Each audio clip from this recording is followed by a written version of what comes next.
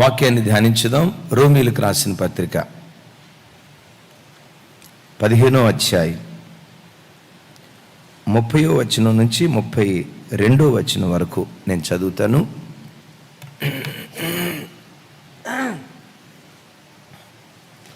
సహోదరులారా, నేను యోదయలోనున్న అవిధేయుల చేతిలో నుండి తప్పింపబడి యెరూషలేములో చేయవలసిన ఈ పరిచర్య పరిశుద్ధులకు ప్రీతికరమగునట్లు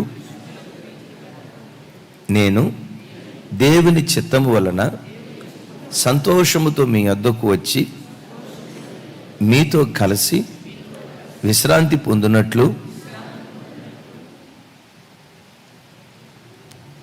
మీరు నా కొరకు దేవునికి చేయు ప్రార్థనల యందు నాతో కలిసి పోరాడవలెనని మన ప్రభు అయిన యేసుక్రీస్తును బట్టి ఆత్మ వలన ప్రేమను బట్టి మిమ్మును బతిమాలు కొనుచున్నాను. చప్పలు కొడుతూ స్తోత్రాలు చెప్దాం. ఆమేన్. అపోస్తలుడైన పౌలు గారు ఈ రాయబడిన ఈ వచనాల్లో చివరి మాట ఓ దివ్యమైన మాట అంటాడు.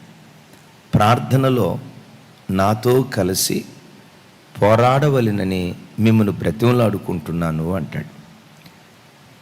ప్రార్థనలో 2 రకాలు. ఒకటి ప్రార్థించటం, సాధారణంగా ప్రార్థించటం. రెండవది పోరాడుతూ ప్రార్థన చేయటం. ఒకటి సాధారణంగా ప్రార్థన చేసుకుంటూ వెళ్తాడు. రెండవ ప్రార్థన ఎలాంటి ప్రార్థన అంటే, చెప్పండి, ఎలాంటి ప్రార్థన? పోరాటం అనేది ఇద్దరి మధ్యలో జరిగేది. పోరాటాన్ని ఇంగ్లీష్లో ఫైటింగ్ అంటారు. అంటే ప్రార్థన కూడా ఎట్లా ఉండాలంట?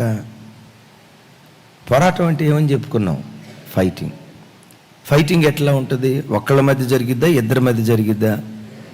ఎవరితో మనం పోరాడాలి? ప్రార్థనలో దేవునితో పెనుగులాడినట్లుగా ఒక వ్యక్తి పోరాడాలి, ప్రార్థన చేయాలి. అపోస్తలుడైన పౌలు గారు రోమా సంఘానికి ఉత్తరం రాస్తాడు. మీ ప్రార్థన పోరాడినట్లుగా ఉండాలి. కొంతమంది ప్రార్థన చేస్తారు, శీర్షాసనం వేసినట్టుగా గిట్టాగే ఉంటారు.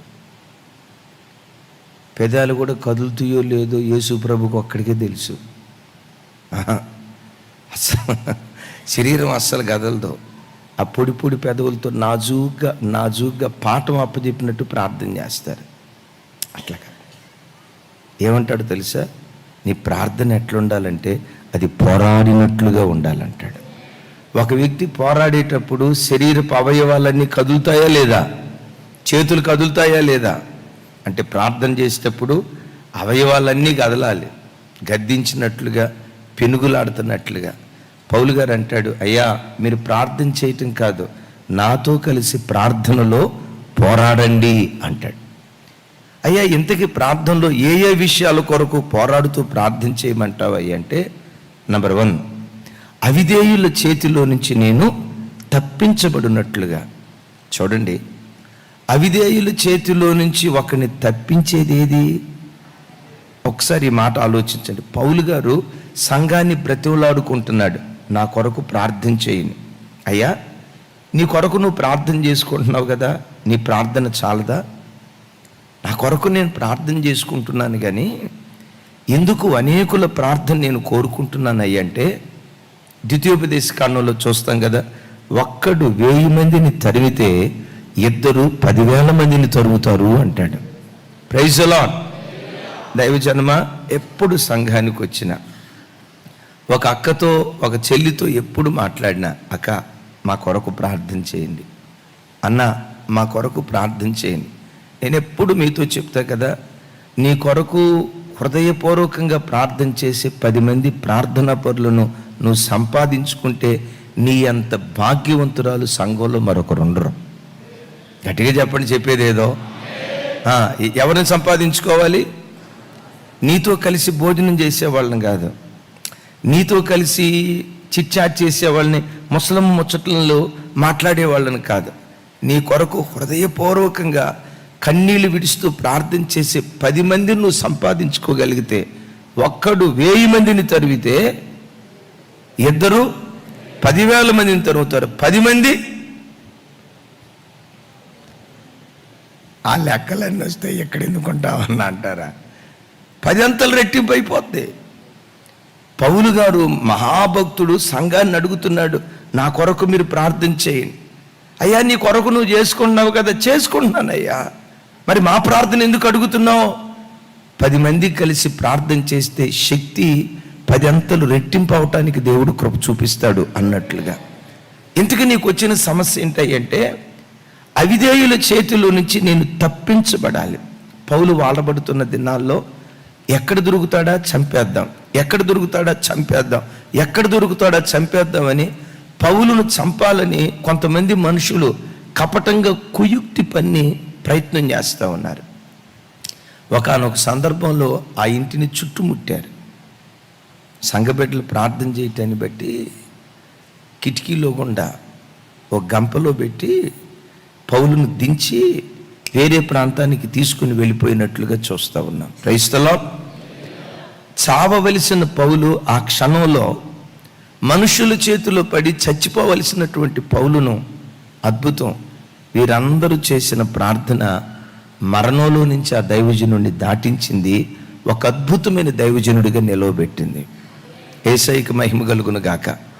దైవజనమ, మీ జీవితంలోనైనా ఎవరి జీవితంలోనైనా మనము మనుషుల చేతుల్లో మోసపోకుండా, మనుషుల చేతుల్లో పడి మన బ్రతుకులు పతనం కాకుండా, ఒక వ్యక్తి మనుషుల కుయుక్తి నుంచి తప్పించబడాలంటే ఆ వ్యక్తిని తప్పించేది ఏదంటే ప్రార్థన. జార్జియాను సేవ చేసే ఒక ప్రాంతం ఉంది. చాలా కష్టపడి ఆ దైవ సేవకుడు సేవ చేశాడు. ఆ ప్రాంతంలో ఆదివారపు ఆరాధనకి ఆ దైవ సేవకునికి దరిదాపుగా 250-300 మంది వచ్చేవాళ్ళట. గమనించండి, ఆ ప్రాంతాల్లో 300 అంటే నాకు తెలిసి ఇక్కడ ఒక 2,000తో సమానం. నమ్ముకున్న బిడ్డలు చాలా తక్కువ. అంత కష్టపడి సేవ చేశాడు. సేవ అంత చక్కగా జరుగుతున్న దినాల్లో ఒక కుయుక్తి పరుడు వాళ్ళ సేవలో ఎంటర్ అయ్యాడు. వచ్చి అన్నాడట, అయ్యా పలానా స్కీమ్ పలానా ముఖ్యమంత్రి గారి ద్వారా ప్రవేశపెట్టారు, 10,000 రూపాయలు కడితే నెల నెల మనకు కొంత ఇస్తారంట, 10,000 కడితే 1,00,000 రూపాయలు మనకి ఇస్తారట అని చెప్పారట. పల్లెటూరు ప్రాంతాలు కదా, అమాయకంగా నమ్మి నిజమేనని చెప్పి ఆయన కట్టి వచ్చిన సంఘబిడ్డలందరితో కట్టించి దరిదాపుగా 35 లక్షలకు పైగా కట్టించాడట. చివరికి అది మోసం అని తెలిసింది. కట్టినోళ్ళు మాకేవండి, మా డబ్బులు ఏమైపోయినాయి, మమ్మల్ని మోసం చేసావు, ఈ డబ్బులన్నీ నువ్వే వాడుకున్నావు. సంఘంలో గొడవైంది.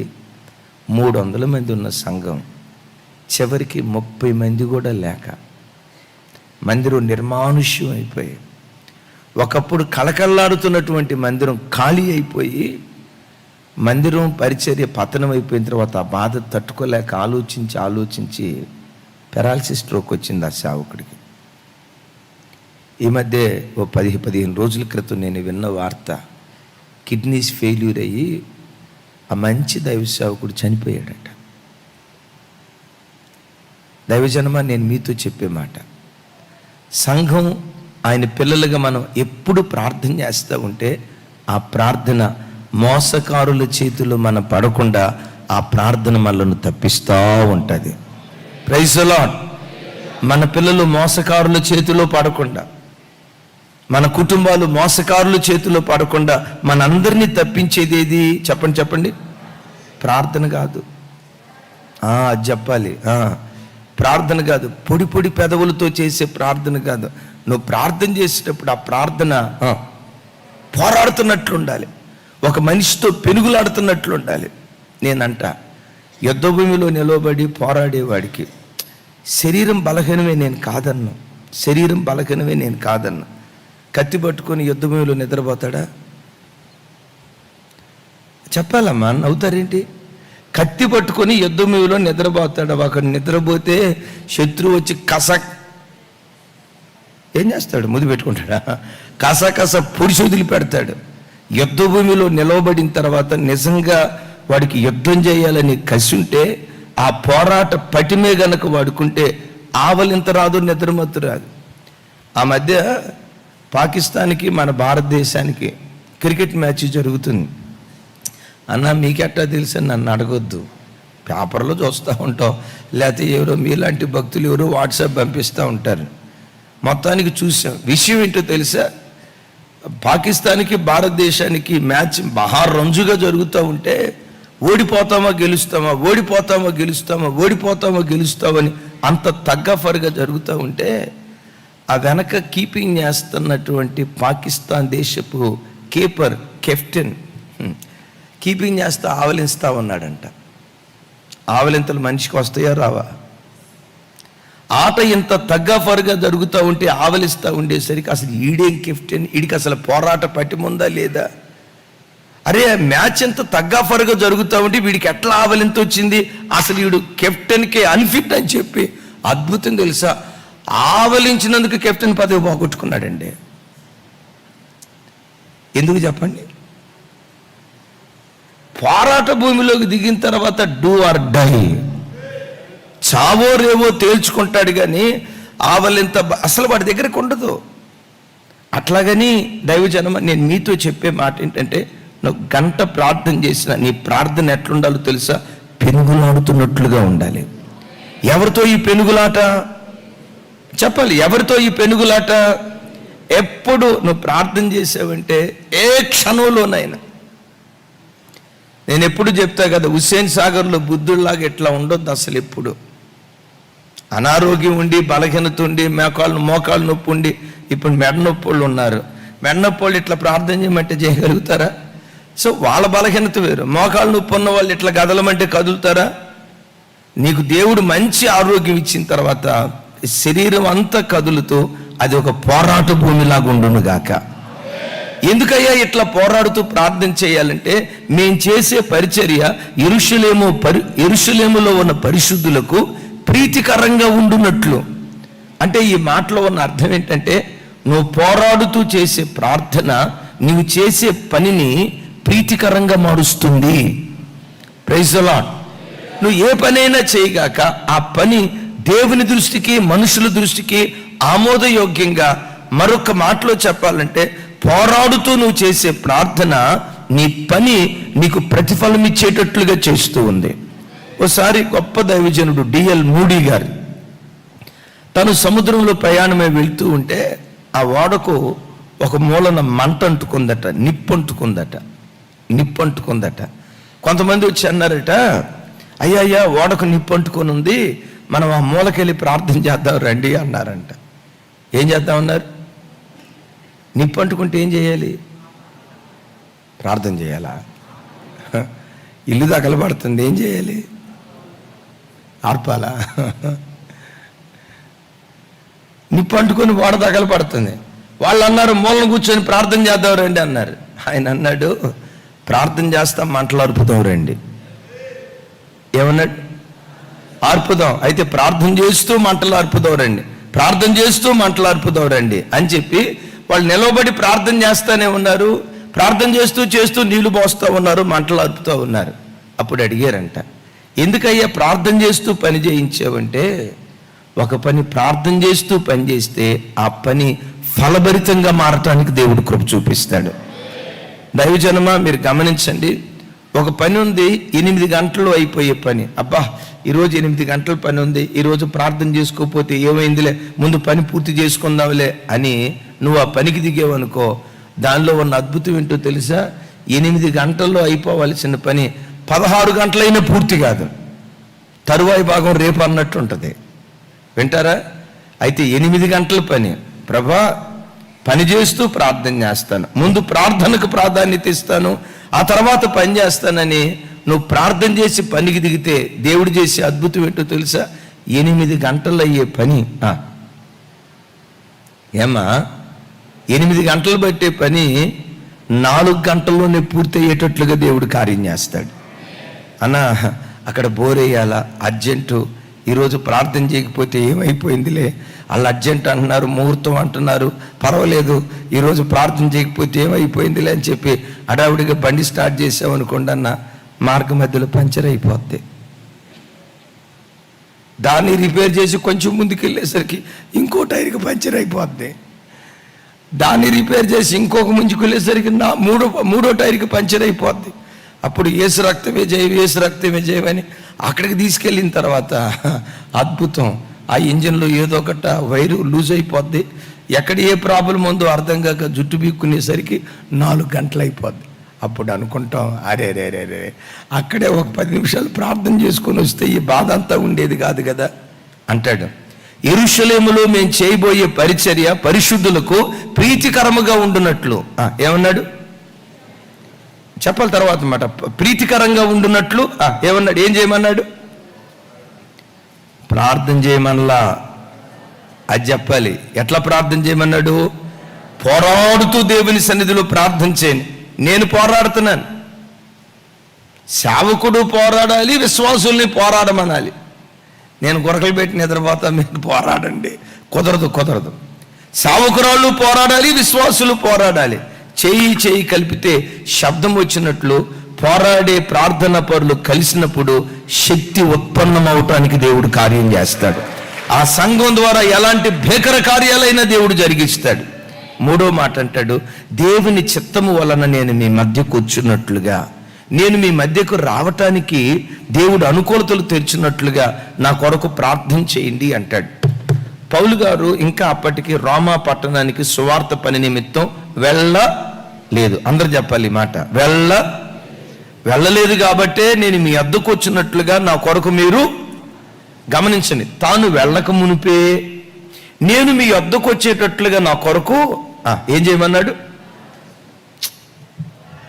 అది చెప్పాలమ్మా.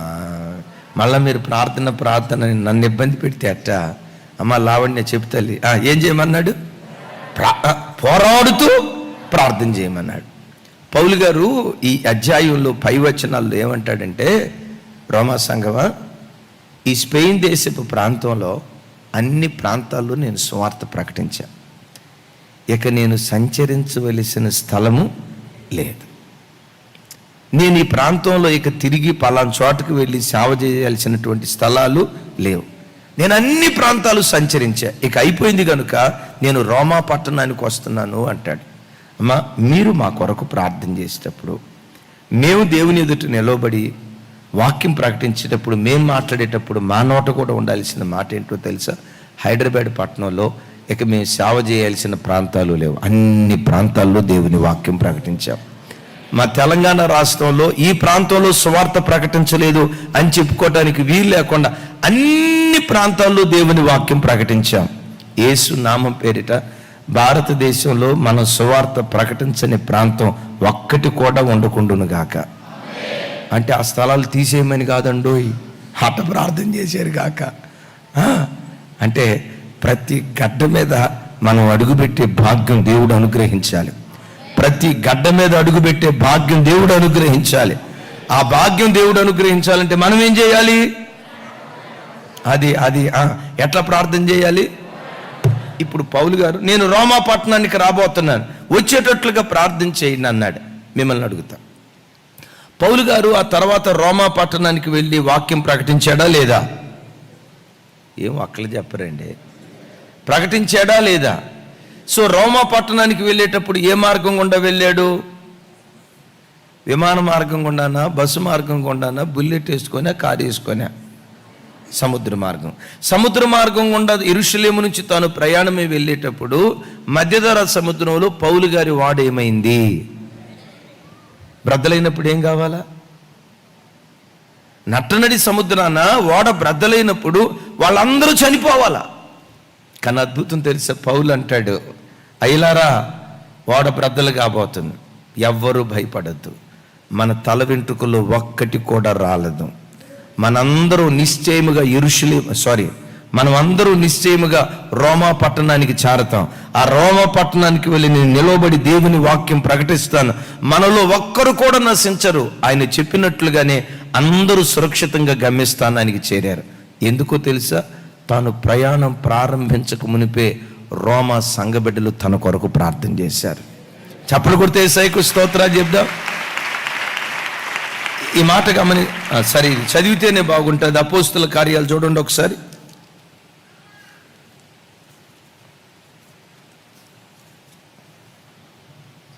అపోస్తుల కార్యాలు 27వ అధ్యాయం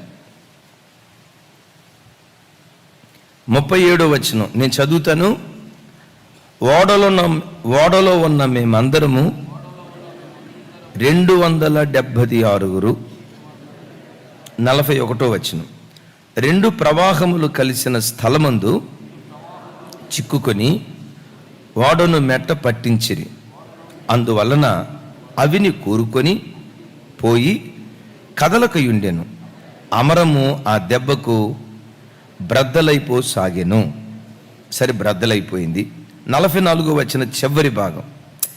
ఈలాగున అందరూ తప్పించుకొని దరిచేరిరి. చప్పలు కొడితే యేసయ్యకు స్తోత్రాలు చెప్దాం. రైట్, నాతో కలిసి చెప్పండి. ఆ ఓడలో మొత్తం ఎంతమంది ఉన్నారు? చదువుకున్నాం కదా, 276 మంది. ఓడ బ్రద్దలైందా లేదా? ఓడ బ్రద్దలైంది. ఇప్పుడు టైటానిక్ ఓడ బ్రద్దలైంది. ఎక్కువ మంది చనిపోయారా, తక్కువ మంది చనిపోయారా? ఎక్కువ మంది చనిపోయారు. ఈ ఓడ కూడా బ్రద్దలైంది. కానీ అద్భుతం ఏంటంటే 276 మందిలో ఒక్కళ్ళు కూడా చనిపోలేదు. ఎందుకో చెప్పమంటారా? ఆ సంఘ బిడ్డలు చేసిన ప్రార్థన. ఒక అద్భుతమైన మాట చెప్తాను, గుండెల్లో రాసుకోండి.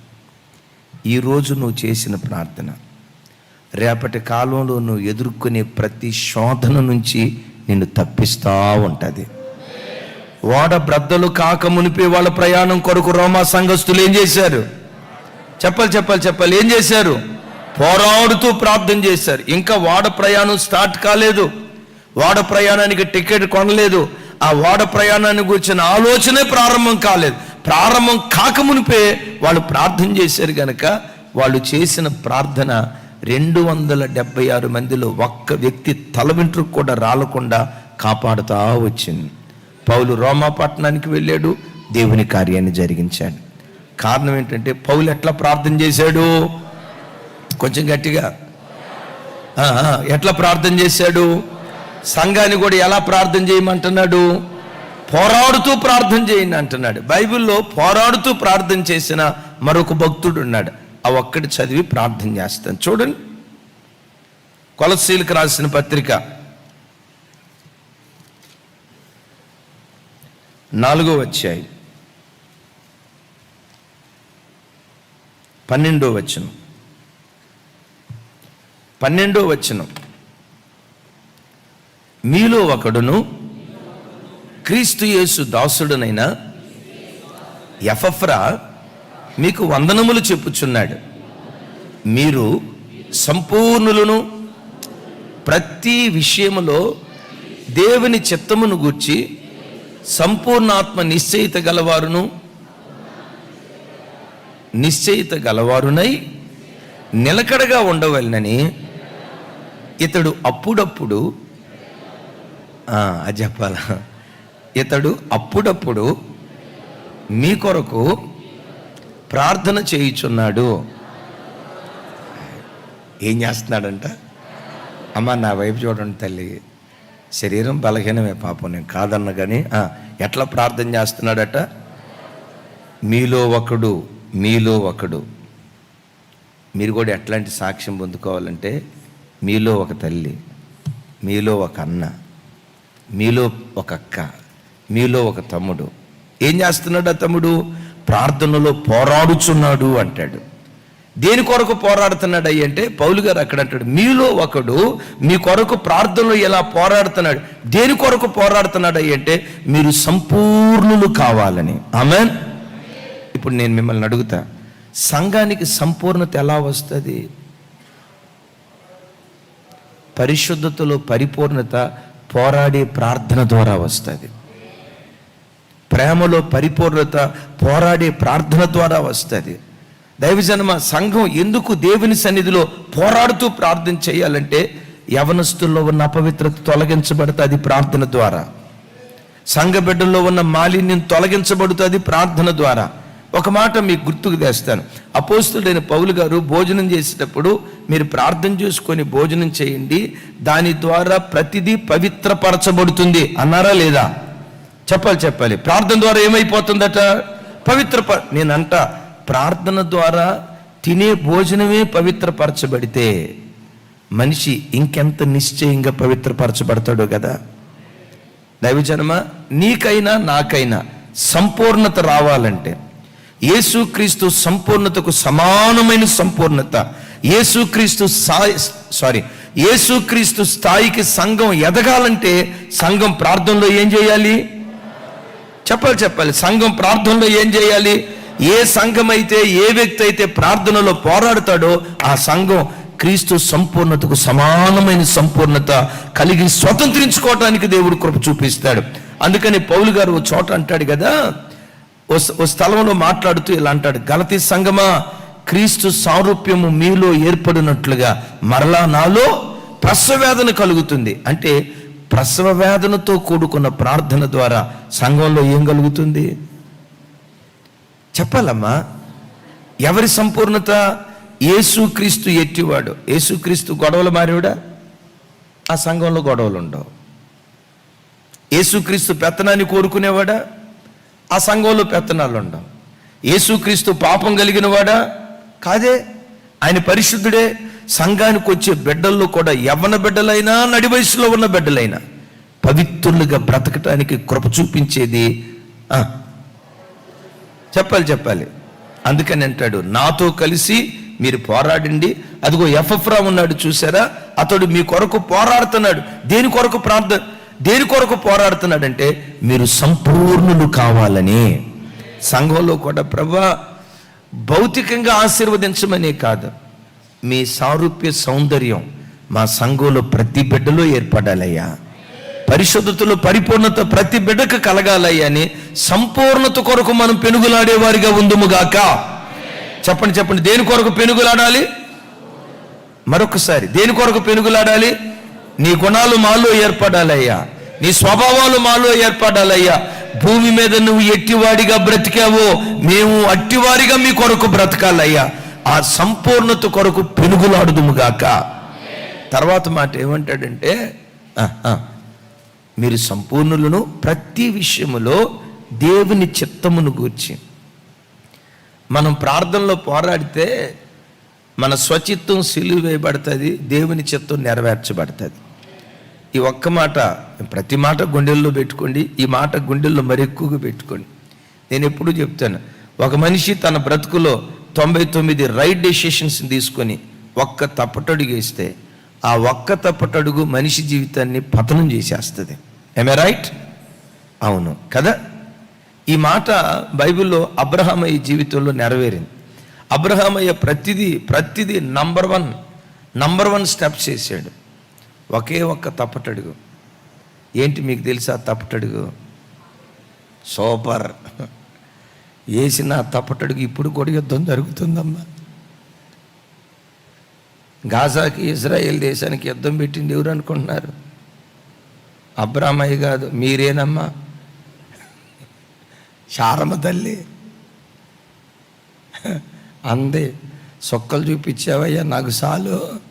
ఆ సొక్కలు చూసి నాకు మెడ నొప్పి వచ్చింది, రా నీకు ఒక సొక్కను చూపిస్తానని డేరాల్లోకి తీసుకెళ్ళి ఆగ్రమ చూపించింది. అయిపోయింది ఆ దెబ్బ. సుమారుగా 4000 సంవత్సరాల నుంచి ఈ యుద్ధం ఆగట్లేదమ్మా. ఒక చిన్న తప్పటడుగు జాతినే ఇప్పటికీ జాతినే. అందుకని ఒక మాట అంట, ప్రభా ఏది చేసినా నీ చిత్తం నా జీవితంలో జరగాలి. ఆ చిత్తం బయలుపడాలంటే గమనించండి, నాజూకు ప్రార్థనలు చేస్తే బయలుపడదాం. కొంతమంది ప్రార్థనలు ఎట్లుంటాయి అంటే, నేను ఇందాక చెప్పే కదా, ఆసనమే. అది శవమన్నా కాస్త శవమన్నా కదిలిద్దామో కానీ కదలరు అస్సలు. ఆ స్పందన ఉండదు. స్తోత్రం నాయన.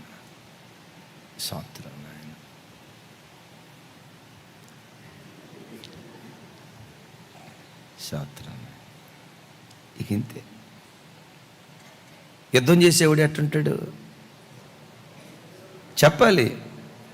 అది ఒక పోరాట భూమిలాగా దేవుని సన్నిధిలో ఉండును కాక అంటాడు. ఇక్కడ మీరు దేవుని చిత్తమును సంపూర్ణాత్మ నిశ్చయిత కలిగిన వారును చివరికంటాడు మీరు నిలకడగా ఉండవలెనని యేసయ్యకి మహిమ కలుగును గాక. అంటే సంఘాన్ని ప్రభు కొరకు నిలకడగా నిలవబెట్టేదేది, దేవునిలో ఒక విశ్వాస నిలకడగా బ్రతికేటట్టుగా బలపరిచేదేది, ఒక విశ్వాసిలో ఉన్న చంచలత్వపు మనస్సు తొలగించి ఎన్నడూ ఎప్పుడు కదలని, బైబిల్ రాసి ఉంటుంది కదా, నిత్యము కదలని సియోను కొండని. ప్రభువులో ఒకడు నిత్యము కదలని సియోను కొండలాగా ఒకడు నిలవబడేటట్లుగా బలపరిచేదేది అంటే పోరాడుతూ చేసేటువంటి ప్రార్థన. అందరూ మోకరించుదాం. అలాంటి గొప్ప ప్రార్థనాత్మ మనందరికీ దేవుడు దయచేయును గాక.